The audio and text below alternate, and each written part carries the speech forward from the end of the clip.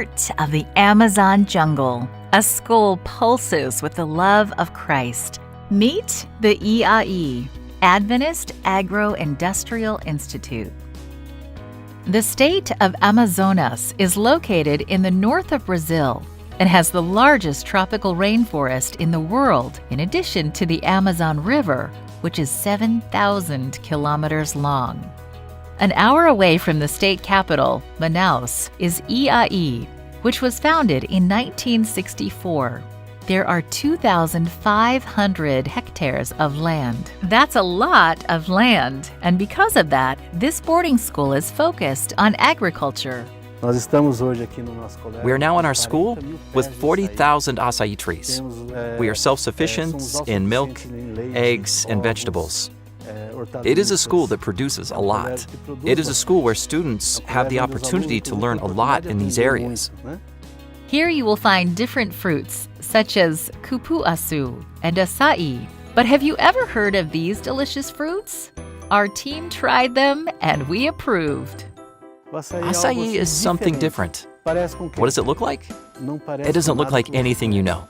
Acai has its own wonderful taste. And cupuaçu is a wonderful fruit. It's a little sour, but delicious. You can make juice or cream. It's a delicacy. It is a school that has few resources to maintain its more than 300 students. Most students have scholarships. The institution had the dream of having its own church because there was no place to gather all the students and employees. The difficulties were very great, and we met in what we call a chapel. It was a narrow, small, and very uncomfortable chapel. There was a need to have something broader, something capable of functioning as a church. And when I had the privilege of attending the inauguration of this church, a tear flowed for having known the difficulties of the past. And today, I understand that God was concerned about this school. That's why in 2014, 13 Sabbath offering funds from around the world were sent to help build this 500-seat church. It's a beautiful church to honor God's name, to promote mission, and to reach new people for Christ. Employee Jose Brazil arrived at the school in the 1980s and helped build this dream. Look, we work a lot in this church, right along with employees and students. We worked in the morning, in the afternoon, and at night. The entire community was involved, including the students, so that we would have this blessing that we're seeing today. Because we waited almost 50 years for this blessing, thank God it arrived. The inauguration took place in October 2016. Now the school is able to better nurture a spirit of mission in its students. Students love to sing, pray, and participate in church programs.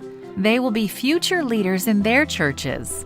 They are students who come from different places, including riverside communities along the Amazon River. I am from a riverside community called Bom Sucesso, where 98% of the community is Adventist. Since I arrived, it was a dream to have a church here. I took part in carrying bricks, carrying rubble that was there. I took the students from the residential area to work. It was very cool. Today, the church is relevant to outside the Adventist community with youth training and councils. For students, involvement in the mission took a leap forward with the church being built. We have a project called The Caravan, where students have been going to the surrounding churches to preach, and in the afternoon we do social missionary work. This year, we're taking a step further as an institution and as a church. We are establishing a missionary nucleus here.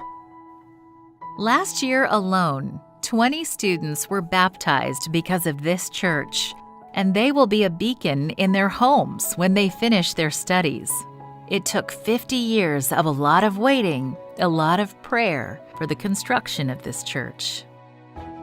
Brothers and sisters who sacrificed to send their donations know that for our community, for our school family, This money was very important. We sincerely thank every member of our church who has helped with their donations to build our church here. And we have grateful hearts today. And we also offer to help in other parts of the world to make this dream come true.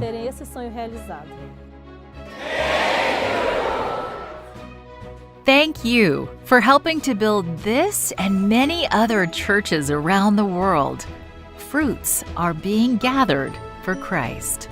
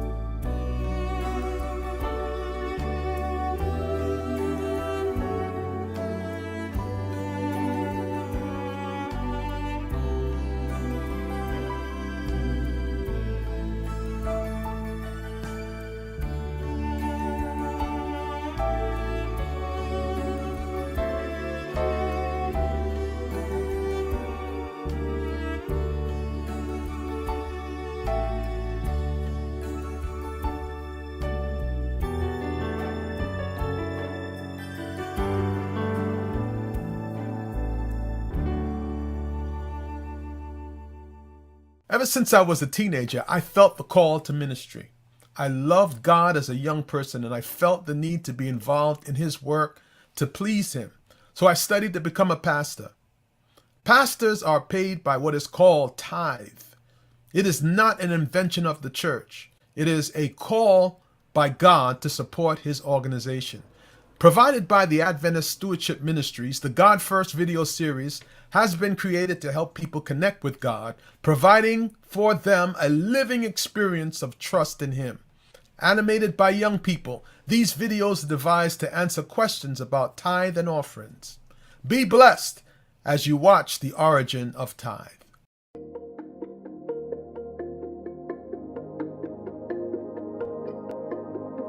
Let me tell you something. The practice of tithing has not been a church's invention. As well as the Sabbath, it has been established by God Himself, and it is practiced by all those who recognize Him as the Creator and Provider, and who accept the Bible as His Word. It was by Jesus Christ Himself, who gave His life for the life of the world, that this plan was devised. Abraham paid tithe long before the establishment of the Jewish nation, because instead of being a Jewish institution, tithe was planned to be a blessing to the whole of humanity. When alone, far from home, and with no material support, Jacob also promised to God, "Of all that you give me, I will surely give a tenth to you." As the Israelites were about to be established as a nation, the law of tithing was reaffirmed. And all tithe of the land is the Lord's.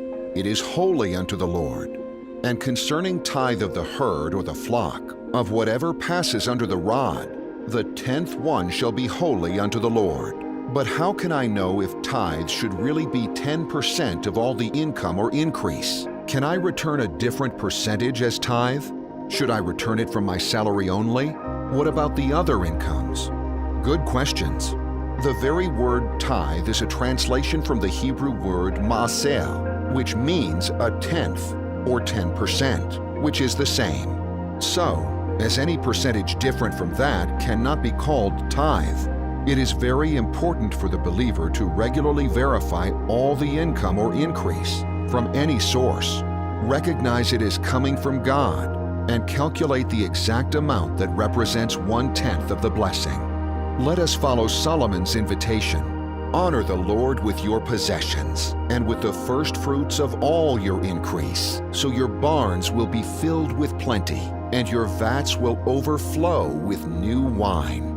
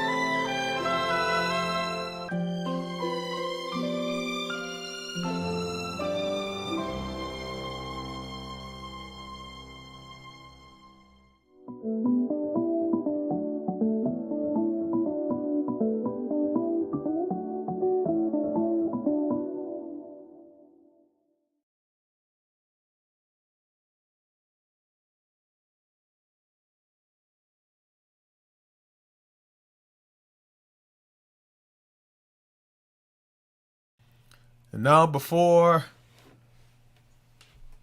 we have our message for today,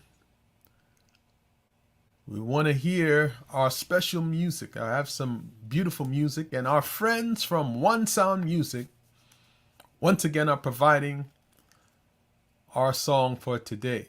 He Looked Beyond My Faults by Lewis Moody. You can view One Sound Music.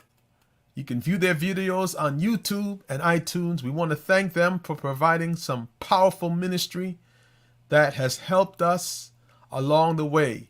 One Sound Music, Lewis Moody, He Looked Beyond My Faults.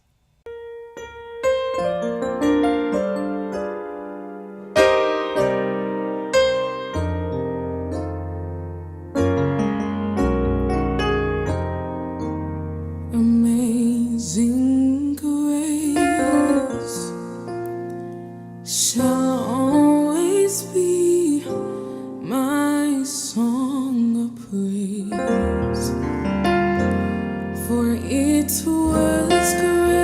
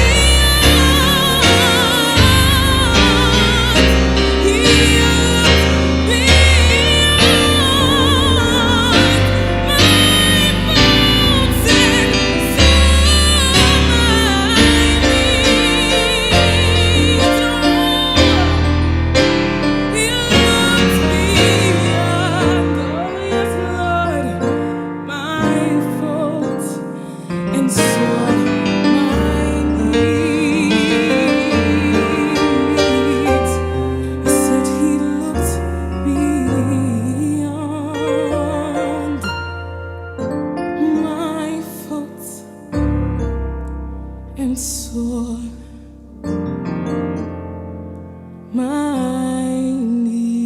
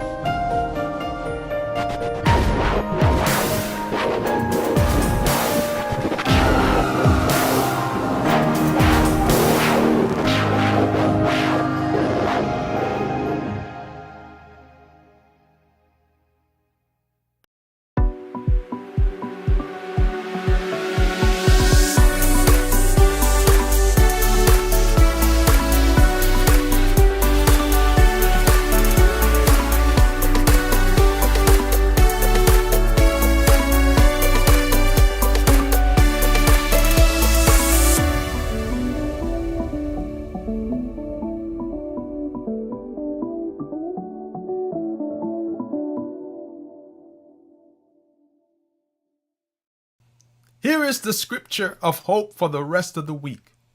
Matthew chapter 6, verses 33 and 34. But seek first his kingdom and his righteousness, and all these things will be given to you as well. Therefore, do not worry about tomorrow, for tomorrow will worry about itself. Each day has enough trouble on its own. Our scripture of hope for the rest of the week. And now we have our message in the form of a praise report. Discover the stories of ordinary people on their quest to find the meaning of life and the defining moments that change the course of their journey. We want to look at journeys today. It is a record of individuals' praise reports and how they came to Jesus Christ, how they came to know the Lord. Let's take a look at this wonderful report.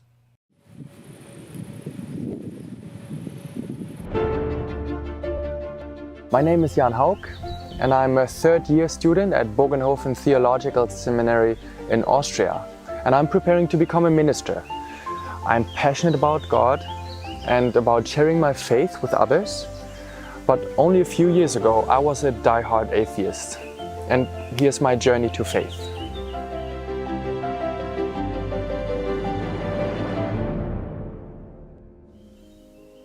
I was born in East Germany into an atheist family and an almost completely secular social environment. All my relatives, schoolmates and friends were mostly non-believers. At 14 years of age, I participated in the Jugendweihe. That's a secular coming-of-age ceremony which had been supported by the communist-era government as a replacement for confirmation. As a youngster, I didn't spend any time thinking about God, because at school I had learned what terrible things Christians had done in history. So for me, religion was only for people who didn't want to think. It was only a crutch. It was only for individuals that lived more like ducks and not so much like eagles. I remember when I was around 16 years of age, when I was invited to a Christian family for a meal, and as they prayed before eating, that was the first time that I saw somebody praying. I was fortunate to grow up in the countryside, surrounded by fields and forests, and as I was watching documentaries about animals and distant lands, I developed a deep love for nature. And my two friends and I, we played in the woods very often, and we built shelters here and there, And we were kind of the forest police, and we were telling little children off when they would drive nails into the trees. When I was 18 and still in high school, I joined the youth wing of the Social Democrats. And as a socialist, I wanted to fight for minimum wage, for abolishing nuclear power, and I wanted to replace it with renewable energy, of course. It was while I was studying international business in Stralsund that I stumbled across a book that was entitled 50 Things You Can Do to Save the World and Money at the Same Time. And it gave tips on how you could reduce your ecological footprint in all the different areas of life, like food and clothing and transportation, office, even finances and internet usage. And this book had a deep effect on me. And I started implementing these things and began putting a lot of effort into what I was thinking was saving the world. And I was the kind of guy then who bought only organic, and as often as I could, I would buy fair trade stuff, even though I was only on a student budget. And I planted even indigenous flowers in the park to help save bees. And not before long, it was environmentalism that became my religion. I saw the world caught up in a rapid downhill spiral heading for disaster.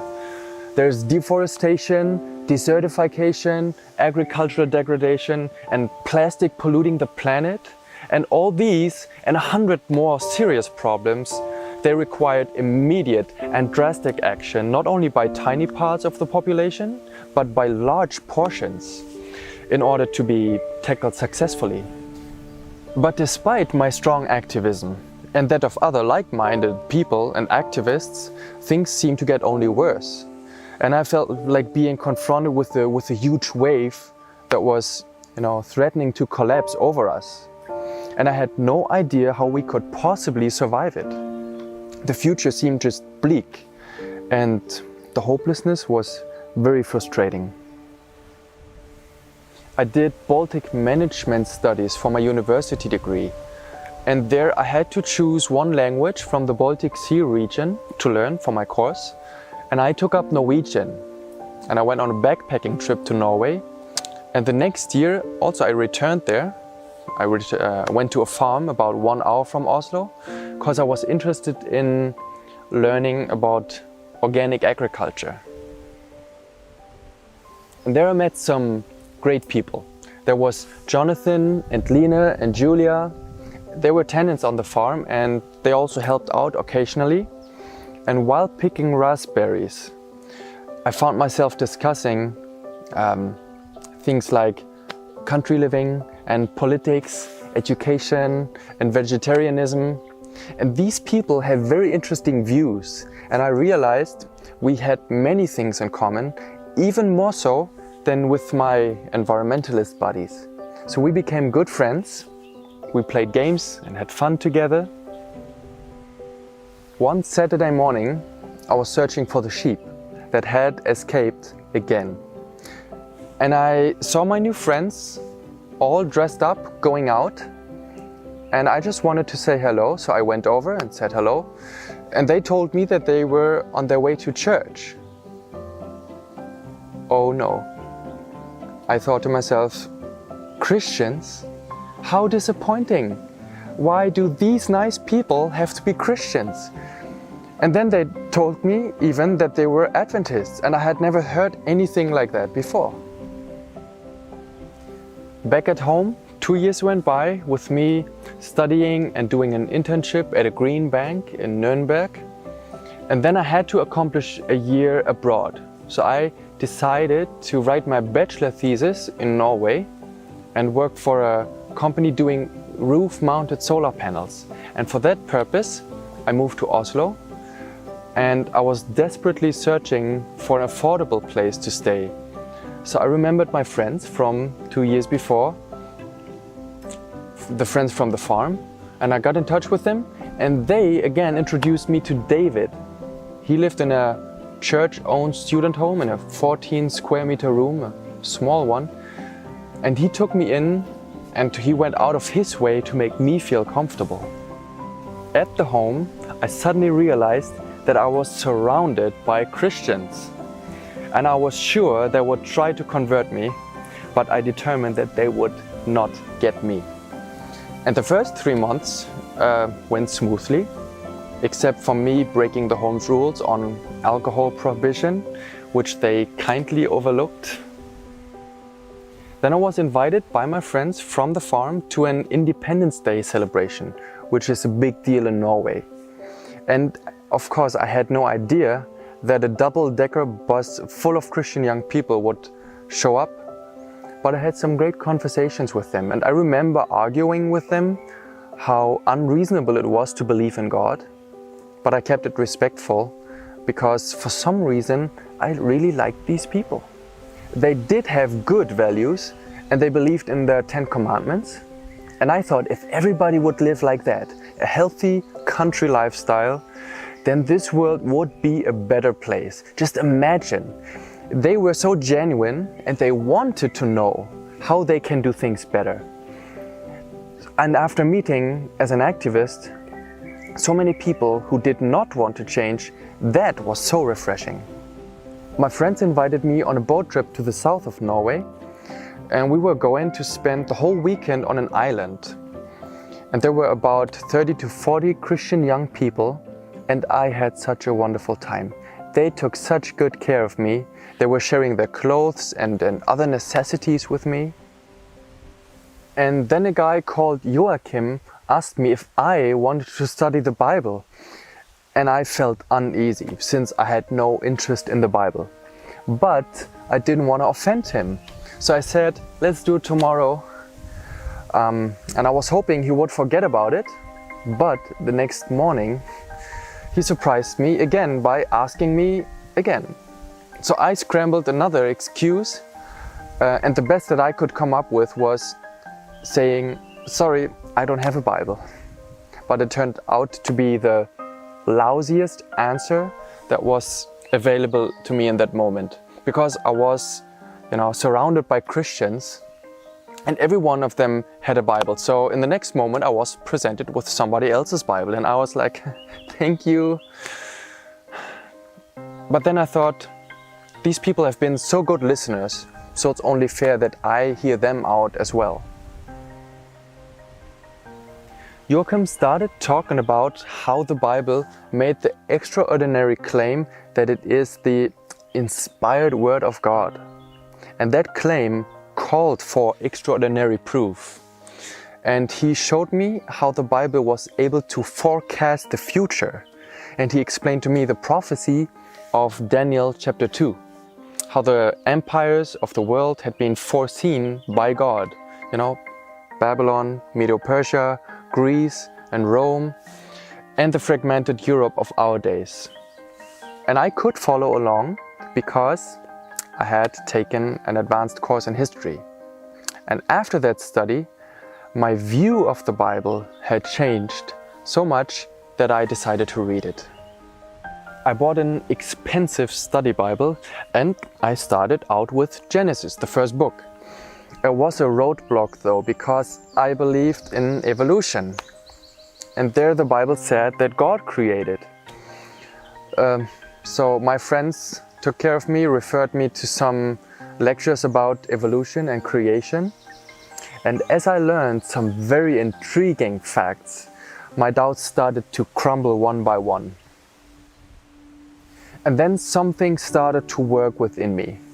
Now I seriously wondered if God possibly existed.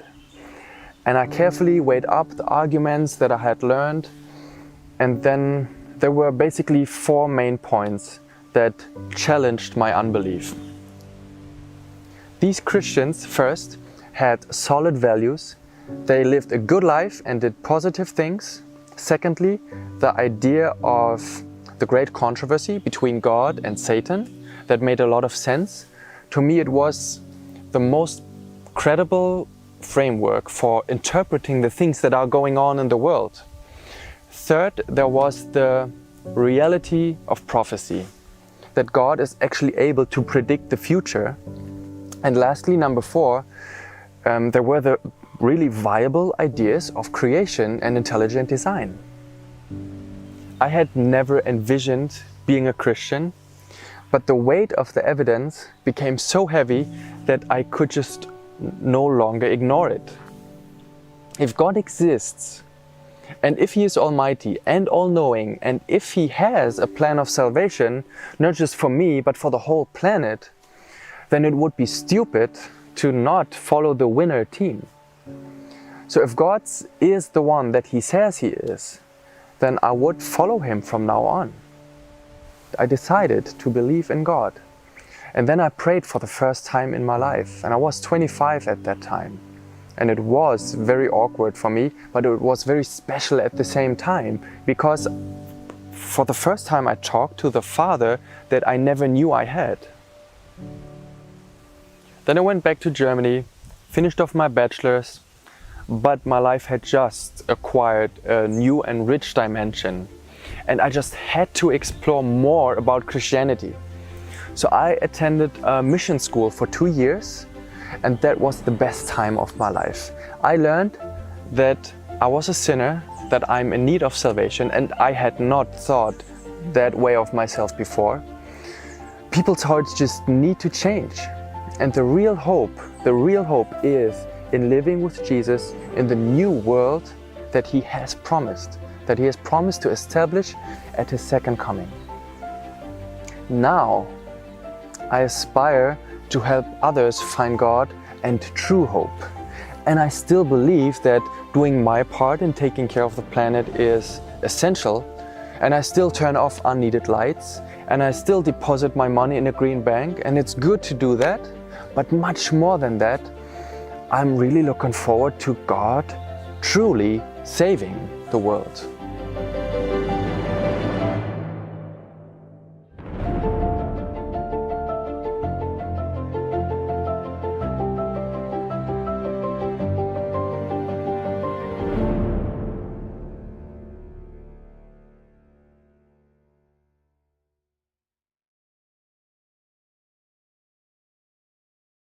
Well, folks, that's it for this evening.